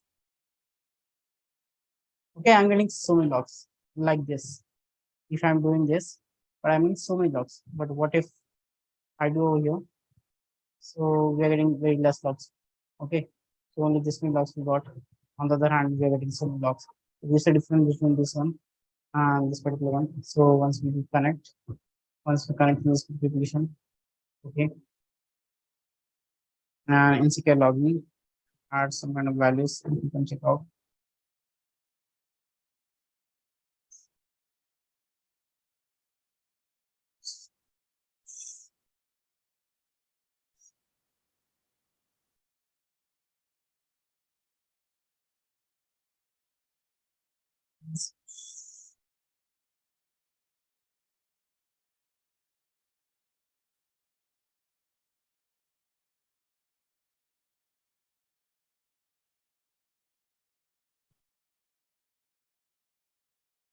Here's it. This was the last time start connect. Okay. Oh, let's try to do it simultaneously so that you will be able to see the screen also. Here's it. Let me just click on check out. I'm not sure how this tool is because I don't use tools much. And here's it, the credit card number, and we got the number. So we just got the single log out of it. And second time we use the second number, so we get so only a precise log. You can see the accuracy when we did while using this ADB tool, we got lots of logs. Then we have to use multiple, we can say flags like -EA and other kind of things. We just have to grab using the process of like the PID or process ID, if you recollect. The same thing we have done using this tool, which is much more precise. We just got these two logs which are actually required and none of the other logs which have been triggered. So this is how you can do. So that's it. So this is how you can use leverage tools to enhance the things. Now coming to the last one, that is, I hope this will be the one which most of people will like me. Many will say that I don't have, we can say laptop and other things to do. So we have phones. So there's a very super awesome tool to do most of the things. So this is called HTTP Canary, which is also known as, which you can consider is the burp suite of for phones. So for example, Android, okay, and here's it, select, and here you will get all the traffic out of it. Okay, once I select, I will get in within no time. Here's it. I got all the traffic. You'll getting the request response and other things over here. Here's it, the get request and the response, the text, what is the body, the raw format, text format, other kind of formats, request body, response body, and all the things using this particular tool. So there's one of the tool that is very handy, which is you can say it's like a worksuit for your phone. And apart from that, there are also other tools like Activity Launcher, through which you can actually launch all the activities which you want. With like it's like this super time saving tools you can say. Okay.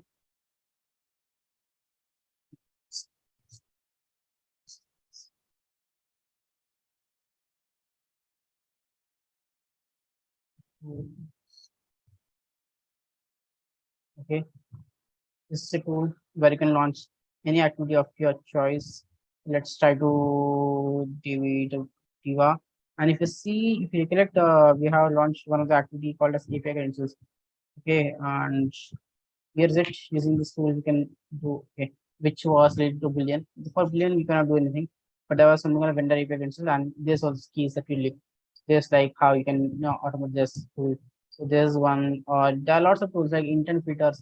For if you want to launch intents and you say that you don't have a laptop or something, you can just create one intent, like you can just select action, whichever action you want. For example, there was action called as uh, main, and there's package name. You just enter a package name, class name on the manifest file, and just click on start, and automatically this application will get launched.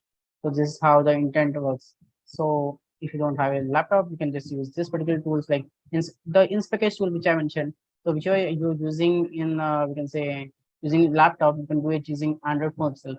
So this is a very super things which you can do when it comes to if you are people who don't have laptop and want to do it with a phone. So here's it. What you can do, you can just use 127.0.1.1.8, and here's it. Just need to select this desktop view and you get everything into your phone itself. I'm not doing anything on a laptop. If you want, I can just close. There's nothing on.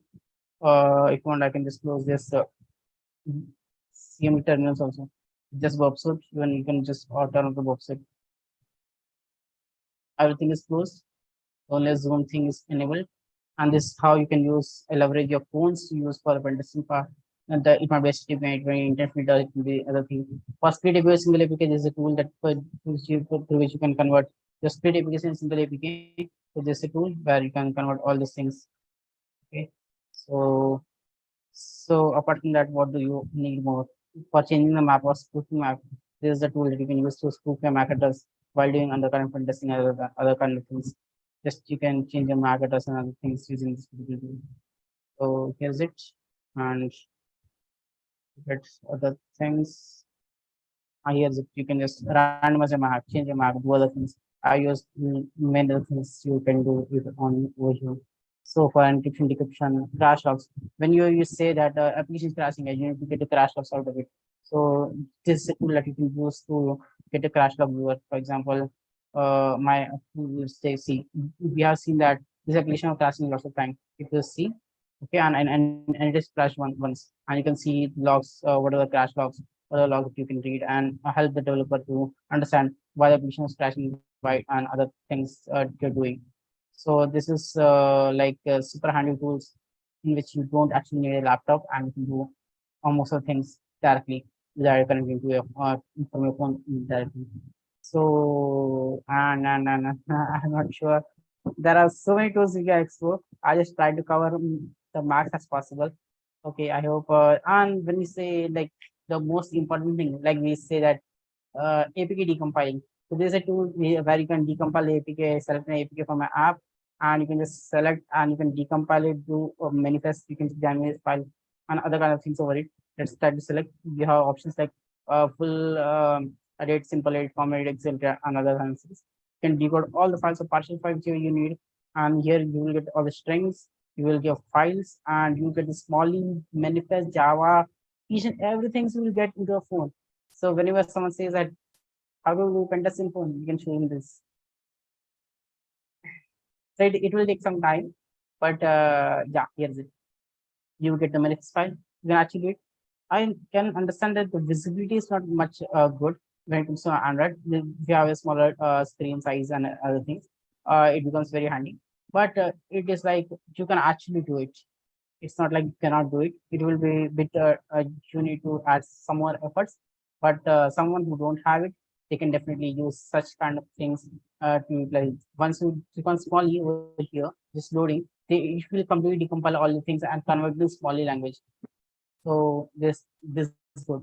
It will take some time, and you will get a folder called Smalley, and you will get all the things. Oh, here is it, Smalley, and you will come if you recollect this package name and the all the applications this in the Smalley language. So you can read it. You can even modify it. You can save it. You can again build it. Here is an option to build. So building take time, and you can patch it. Other time you can do lots of things using this particular tool. So this is fantastic. This is a, I think this is a free version. Apart from this, you also have pro version. You have more advanced version out of it. You can use or patcher and other kind of things to do it. So this is how you can decompile. You can intercept traffic. You can modify. You can call intents. You can do like a number of things using the Android phone itself. You can install it amongst terminal, and you can launch a Linux instance or Linux into your phone itself. So Android is super interesting one. If you just explore, you will fall in love. That's it I can say. Thank you. Thank you everyone. I hope everyone loved this lecture. Please just check if there are any questions. Faizan, you can just share the link with the people out there. Sure, sir. I think it's the same guys because I haven't created any new one. But mm,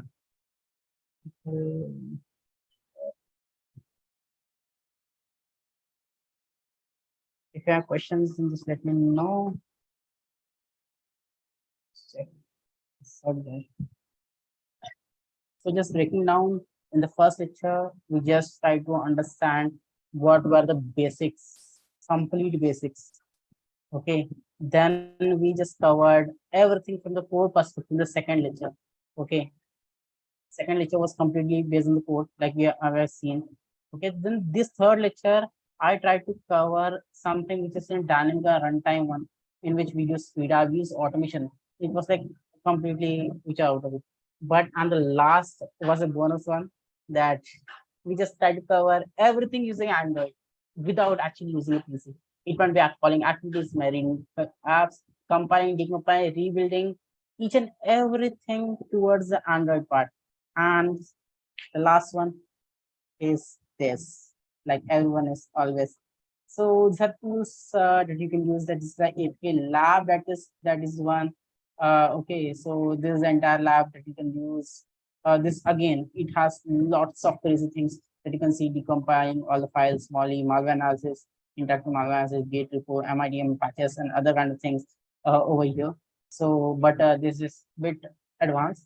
I haven't covered into this particular lecture, but you can definitely explore. These are the new things that you can explore, which need to be done in the VS Studio, Visual Studio. Okay, so this is the one, and then we have something called as runtime analysis (RMS), which is this one, which is again a runtime analysis similar to House and Frida, but much advanced one.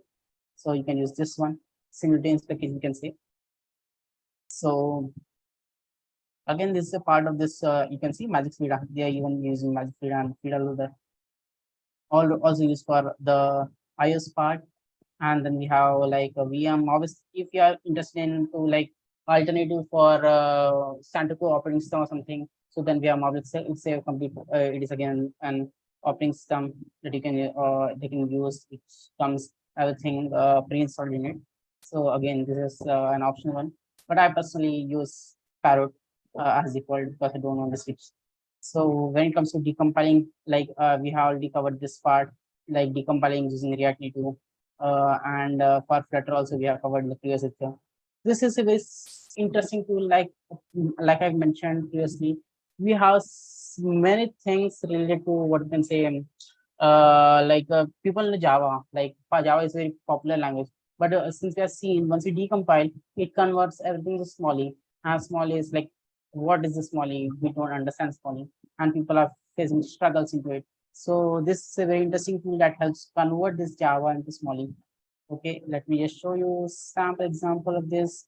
Just go to testing drive and tools, and over tools you can just go to. I have this Smalley and just go to Oh, here is Smalley helper, and if I just open it for you and run, yeah, it won't run directly. So, running or not running?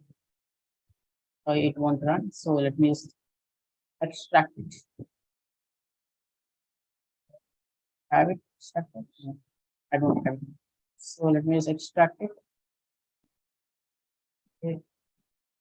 Some options and extract over here. Okay. And I should have here's it. Once you extract it, here's it. So you will get all the options like what is V and what is string, what is string methods, and other kind of things. Then you see const and const other things. So you will be getting everything over here. Like if you guys when you see root detection is equal to not equal to. So if eqz, what is eqz, what is a, and other things. The entire comparison and entire conversion you can see with the help of this particular tool. So it is super helpful while doing it. Okay. And yeah, quiz will close in next 5 minutes. Okay. So this is just a like bonus things that I'm mentioning. So apart from this, if you're interested in source code analysis part, like if you're interested in source code, then we have this Medusa. Medusa is a very good tool for code analysis and other things. Medusa is, I don't think it's for code analysis similar to one, but no, but we have something called as what is it? Mariana Trench. This is directly on the Facebook, just a Facebook repository that is used for source code scanning. If you're interested in scanning the source code, if you have the original source code, if you are deployed into an organization where you have white box approach, then you can use this particular tool for doing source code analysis and stuff. Okay. Okay, this is Mariana Trench, and Yeah, that's it. The tools that I will prefer this for SL pinning for other kind of various kind of applications. It might be Flutter, it might be React Native, it might be medium proxy reverse engineering, other kind of things using SL pinning. If you're interested in courses, then I have the personal recommendation is one that is tutorials point. Apart from that, we have other things for courses. If you want a practice platform, there are more intense vulnerable labs that out there in the that you can use for other kind of things. It can be hybrid code application, Java native application. Then we have native Java and Kotlin, so on as Java and C and many other applications. You can use this particular tools and everything. So that's it. Other resources might include some of the mind maps. So this mind map is by Harsh. He's one of the very good hunter, Bhagwan hunter. He has made a mind map which is very interesting. I personally love it. So there's a mind map which contains everything. I tried to cover most of them, which are covered in this particular mind map. Might be having something, so you can call it out. So these are the common mistakes that we ideally do, and that's it in the notes. This is Excel. The Excel is nothing but you can get it the OAuth Excel, which we use from working testing at MSTC. Here's a dashboard. This dashboard OAuth, and here you will get all the things like what are tests that need to be performed, and what is this Android reverse engineering and others for iOS Pentesting version 3 and other things. So you can get it from the OAuth website itself. That's it for today. I hope everyone enjoyed the lecture and have a nice day. See you again. Hey Kiran, hi Nikhil here.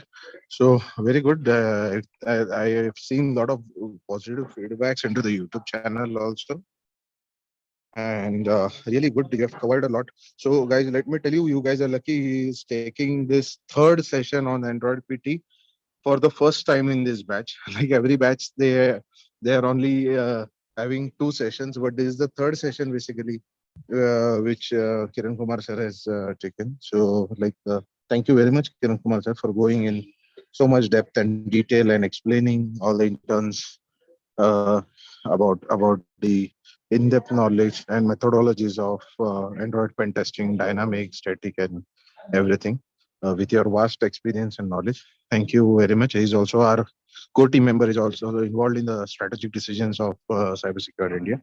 So thank you very much, Kiran sir, for all your time.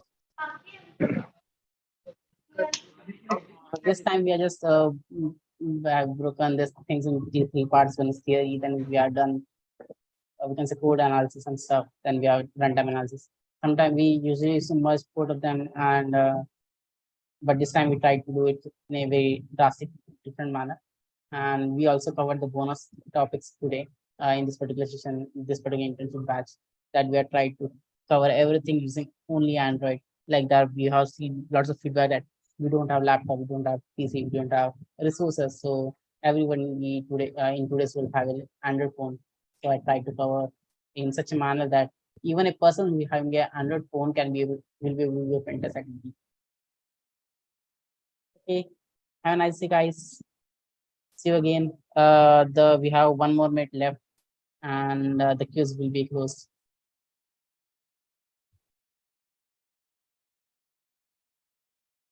Okay, Excel and everything. You can say.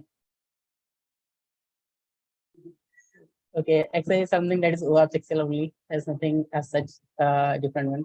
Uh, and the reason behind I don't do direct this is like I have during the entire lecture, what I try to do is I just try to show, for example, if you say that you want, for example, you just said that how to find the ADB or you can say Android architecture. I just Google it for you. If you said that I want some courses, you said that I want this, I want that. I just Google it for you and I showed you how I am approaching to find a particular thing. If I want to check for FIDA, then I just get FIDA GitHub. If I want to check for Inspire, I just Inspire GitHub. If I want to do like how to find the architecture of Android using CMD, and I use the Stack Overflow. So I just want you guys to be in a position that instead of asking resources to someone, you should be having a position to just find a way so that you can find your own resources. So it is easier for me to just copy and paste the resources. But the reason I'm just restricting myself to provide these resources because I have already shown you all the resources and I have shown you the way to find these resources. So that suppose I'm providing 5 resources, and the future, if you want some few more resources, you should not be in a position to ask someone. You should be in a position to find that particular resource. And this is the reason why I restrict providing resources, and I help you to find a way to get to reach out to the particular resource on your own. So I'm a kind of person who loves teaching people to be independent instead of being dependent on a person uh, who will be who might not be with them forever. I hope this answers the question.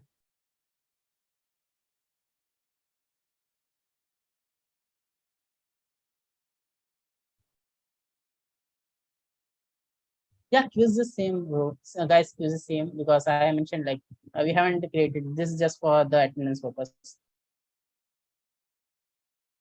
LinkedIn profile, simple Kiran Kumar, Kiran Kumar Subudhi, my name itself.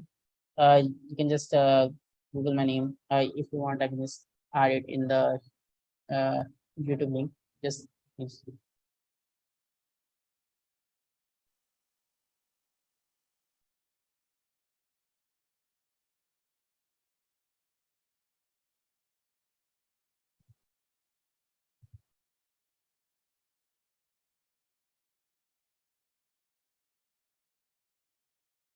okay. Quiz.